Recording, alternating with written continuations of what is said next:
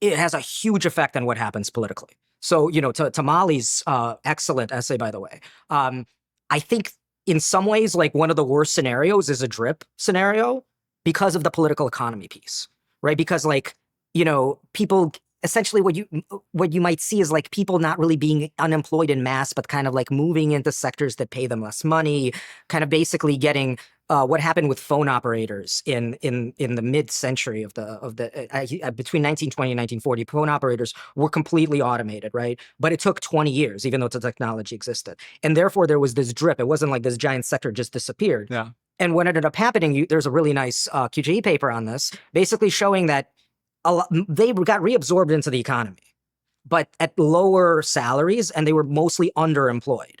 And I think that's the scenario that Molly was writing about, this like kind of messy middle where like things aren't a disaster, because we saw with COVID, like the fiscal response can move quickly if there's an emergency. Right. In an emergency,